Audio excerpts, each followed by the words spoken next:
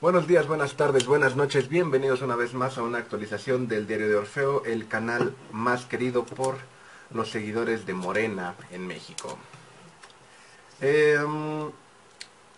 Hace un rato que no grababa video, pero no me había dado tiempo. Yo no me había dado el tiempo para hacerlo. La cerveza de los Deftones, la verdad es que no escucho a la banda, pero dicen que la cerveza está muy buena. Ah, muy bien, muy bien. De menos tiene muy bonito color. Su espuma está muy bonita. Parece interesante, de menos a primera vista. Salud. Comencemos con este video que se titula, como ya lo leyeron, música electrónica y metal. ¿Cómo pueden convivir? ¿Cómo pueden atreverse los grandes eh, músicos y casi tocados por los dioses, músicos de metal, integrar la música electrónica a su sonido? Tomo este tema porque parece que en los últimos meses, en los últimos años, ha sido una pregunta que recurrentemente me ha llegado al canal, a los diferentes medios que tengo para que se comuniquen conmigo, las redes sociales de Ask, de Facebook, de mi página. Es una pregunta que en los últimos, no sé, 3 meses me han preguntado al menos unas 5 o 6 veces. He tocado el tema con algunos amigos, pues, con los que llevo muchísimo tiempo compartiendo este gusto. Y al final del día, las conclusiones casi siempre son las mismas. Pero bueno, déjenme retomar el inicio del tema de nuevo. Los sonidos electrónicos no son algo extraño, no son algo que no conozcamos en el rock, en el metal. El rock, por supuesto, lo integró muchísimo antes que el metal. De hecho, las venas del rock más pesado, más contemporáneo, el que está más alejado del blues, ya tenía mucha incorporación de estos sonidos electrónicos, de estos sonidos producidos por sintetizadores, por teclados en su momento, y que van de la mano con el crecimiento del género. Para nadie es sorpresa que, por ejemplo, una banda como Rush, como Yes, tuvieran como parte orgánica de su sonido un teclado. Tuvieron siempre tecladistas de muy alto nivel. En el caso de Rush siempre fue Geddy Lee. En el caso de Yes sí hubo un recorrido más amplio de tecladistas por la banda, siendo el más memorable en mi opinión Rick Wakeman, aunque hay músicos muy importantes dentro de ese apartado en la discografía de Yes. Para los más metaleros, para los más pantalones de cuero y muñequeras de picos, la cosa tampoco es tan ajena. Deep Purple ya era una banda que continuamente utilizaba teclados.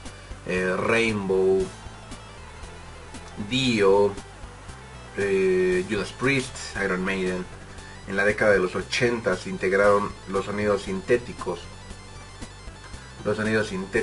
en su música, empezando por Turbo en Judas Priest, en la discografía de Judas Priest, en la discografía de Iron Maiden con Somewhere in Time, Deep Purple, por supuesto. Bueno, Jon Lord es una institución del instrumento, lo que venían haciendo bandas como Emerson, Lake and Palmer, Alan Parsons Project, Jefferson Airplane,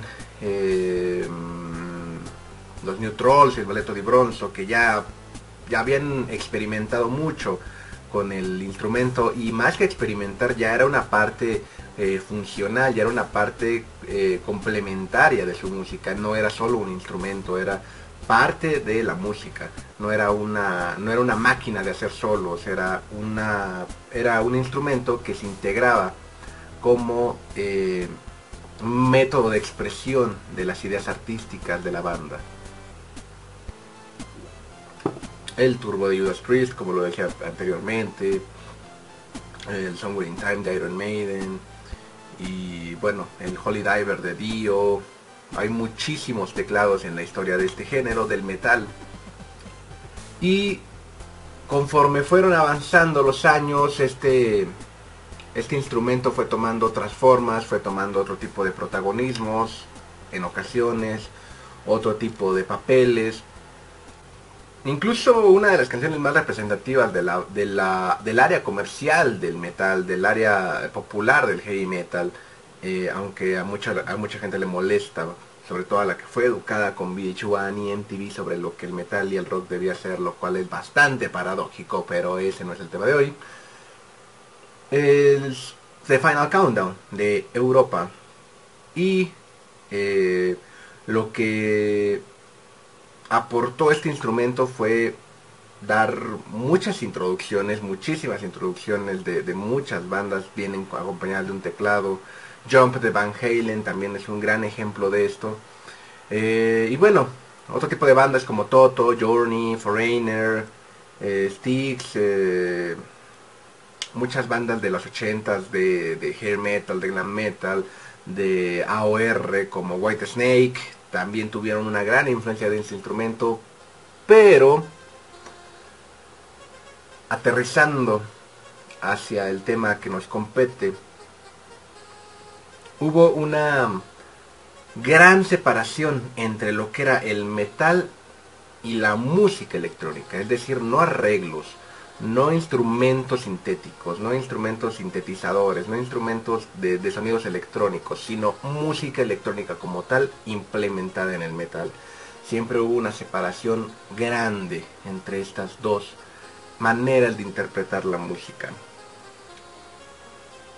Pasaron muchísimos años así, la década de los 90 tan paradójica para muchas bandas, porque a pesar de que se estaba haciendo muy buen material, la evolución de los 80s musicalmente ya estaba brindando cosas como Dream Theater, como Sanctuary, como Dead. Desafortunadamente pues se vio opacada por otra escena muy grande en esa década, lo que hizo que muchas bandas dejaran de crear una vena natural de su música y se convirtieran en una banda que buscaba acercarse a los sonidos más conocidos, más comerciales, que más podían encajar en la vendimia de su música para poder subsistir. Eso llevó a muchas bandas a la desaparición, pero también conllevó a que muchas bandas en los 2000, que es cuando esta fusión de música electrónica y metal aparece ya genuinamente como parte integral de la música, se dieran. Pero al parecer en años recientes hemos tenido esta idea de que la música electrónica y el metal no se llevaban hasta que las nuevas bandas del 2010 para acá, nuevas, las integraron. Y eso me hace pensar en qué tan viejo soy en primer lugar, y dos, qué tan poca música conoce mucha gente el WhatsApp. Voy a dejar el celular a un lado porque si no me va a distraer un poco. Les decía, parece que mucha gente está pensando hoy día que la música electrónica se trató de inmiscuir en el metal desde 2010 o 2015 para acá. Y eso es bastante anacrónico. Parece que, por poner un ejemplo, los amantes del power metal creen que Nemesis fue el primer álbum de power metal, el álbum de Stratovarius. Fue el primer álbum que tomó con éxito la fórmula de crear loops, de crear secuencias electrónicas e integrarlas a la música que están creando. Y bandas más recientes, de las cuales yo estoy un poco apartado, sobre todo en los géneros como el Djent o cosas por el estilo, donde yo no estoy familiarizado y la verdad es que no me interesa mucho porque no es un género que me haya atraído en lo poco que llevo conociéndolo. Estas secuencias, estos sonidos repetidos, estos sonidos sintéticos, estos sonidos electrónicos puramente que crean una atmósfera constante en la canción.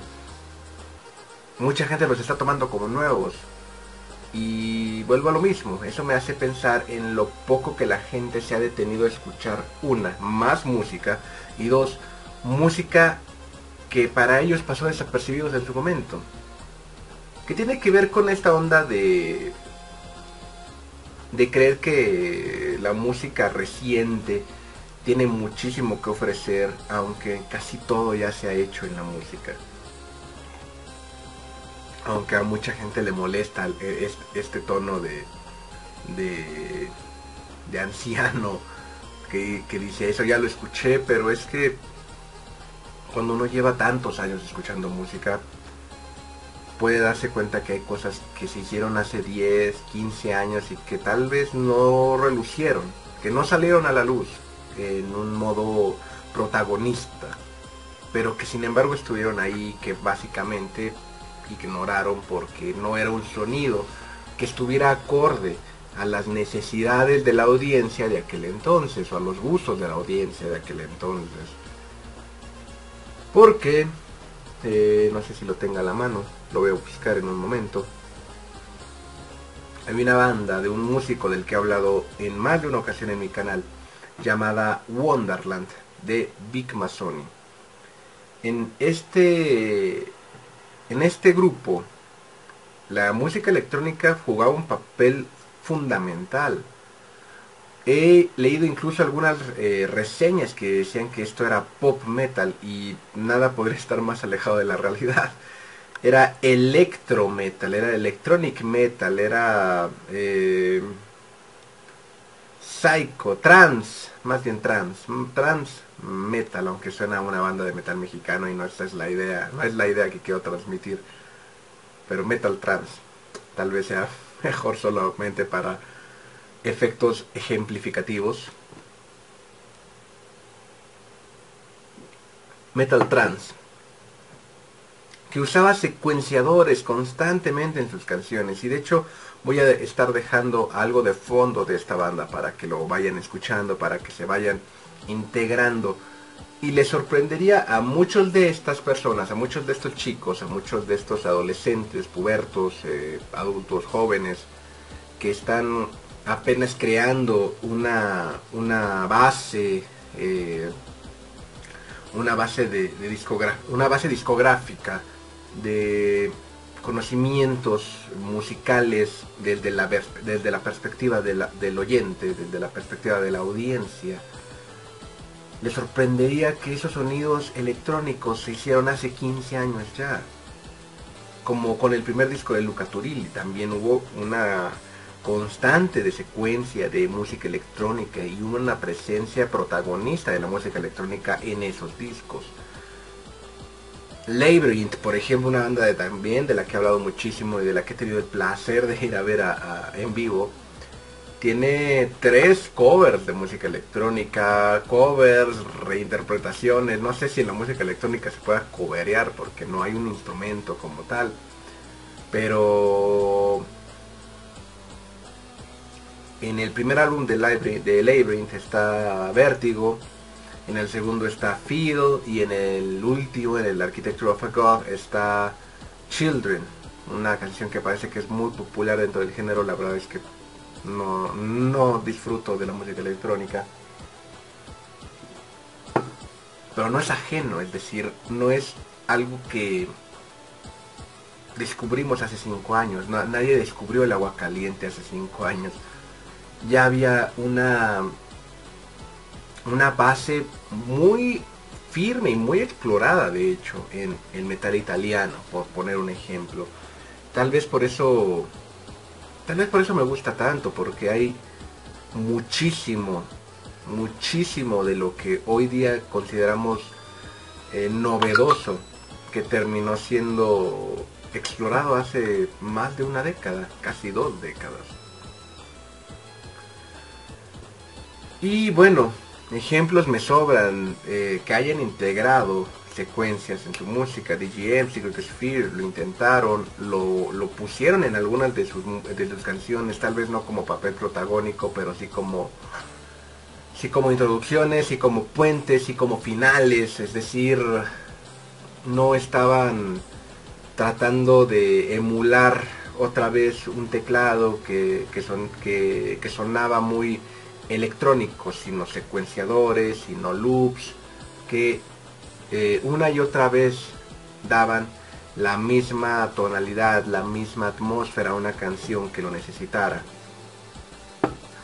Después de la introducción del desarrollo del tema, ahora que lo pienso, parece que cuando hago estos videos hago una exposición, ¿no? Pero bueno, sí hay mucho de eso, pero desafortunadamente la gente está muy acostumbrada a videos de hola cachorros, peluche del estuche y demás demás estupideces que bueno, no vale la pena hablar en este santuario de sabiduría. A fin de cuentas, una inclusión, una experimentación, una exploración de sonidos diferentes para incluirlos en un género, en una música, en un grupo, en una composición, tiene que cumplir con dos factores, únicamente desde mi perspectiva, por supuesto. Uno, que sea una inclusión genuina, una inclusión honesta. Es decir, que la banda no esté buscando únicamente incluirse en el mercado comercial, que no esté solamente tratando de llegar a nuevos oídos, sino que sea una consecuencia natural de la proyección de sus composiciones. Que no haya otro método de exponer lo que están tratando de decir, si no es a través de este nuevo sonido. Electrónica, como muchísimos otros sonidos, se han incluido a través del tiempo en el metal. Y la segunda, que tiene que ver con lo que acabo de decir, es que aporte al sonido de la banda. Es decir, que no sea una cuestión de autosatisfacción, de automasturbación, de miren cómo experimento, de miren cómo exploro otros terrenos musicales, sino que sea una consecuencia de las posibilidades que tenían para expresar lo que pretendían con su música, y que al final del día esta elección, en este caso la música electrónica, sea el camino, sea la senda que los lleve a expresar lo que la música de la banda pretende y nada más. Únicamente estos dos criterios, y no es únicamente para la música electrónica, sino para toda la música en general, cuando quieren explorar nuevos sonidos. Lo estás haciendo de una manera honesta, y dos, lo estás haciendo porque no hay otro modo de expresar lo que estás pretendiendo expresar, si no es a través de esto. Si ustedes han querido, si ustedes son músicos, si ustedes han querido en el tiempo que llevan expresando, tocando, ensayando, creando, escribiendo, han querido buscar la manera diferente de hacer las cosas, dejen de buscar ser diferentes, solo busquen el modo de hacer lo que pretenden, nada más. Eso es lo único que necesitan. Nada más, nada menos. En fin, salud nuevamente. Está muy buena, la recomiendo ampliamente. No sé en qué idioma está, entonces no sé cómo pronunciarlo. Supongo que es Belching Beaver, la cervecería. Y la cerveza se llama Phantom Bride. Parece, no lo sé, que es un tema de la banda. No escucho los Deftones, no escucho casi nada de esa época. Parece que es una canción muy popular de la banda. Le dejé el precio, como podrán ver. Dirán que es de mal gusto, pero la verdad es que no lo noté. Es un Indian Pale Ale conocedores ya saben que estamos hablando de una cerveza amarga, de una cerveza con lúpulo, de una cerveza muy refrescante para los días de calor como esto que ha hecho un calor asquerosísimo en la Ciudad de México, pero que agarra un poco la lengua, que deja una sensación un tanto cítrica en las papilas gustativas. Qué exquisito vengo hoy yo con el vocabulario. Y bueno, todos los fans del Pale Ale, del Indian Pale Ale, increíblemente recomendable porque ese es otro tema. Tal vez hablaré de algún día, tal vez algún día hablaré de cervezas, algún día me dedicaré únicamente a hablar de cervezas. ¿En qué estaba? Ah, sí. Decía, este tipo de cervezas son estupendas para iniciar iba a decir en el género, me quedé con lo de la música, en el estilo de la cerveza. Es buenísima para empezar, buenísima, porque una, no está tan amarga, dos, es muy refrescante, tres, te da la idea de lo que son las Indian Pale Ale. Y ese tipo de cervezas yo siempre las recomiendo porque no todo se trata de ser un gran conocedor de los temas, no se trata de ser un gran analista de todo. A veces simplemente se trata de tomar una cerveza y disfrutarla por lo que es. Y esta cumple con esta característica muy al pie de la letra. Pulgar arriba para los Deftones. No me gusta su música, pero me gusta su cerveza. Un saludo a todos ustedes, pásenla de lujo, hasta la próxima.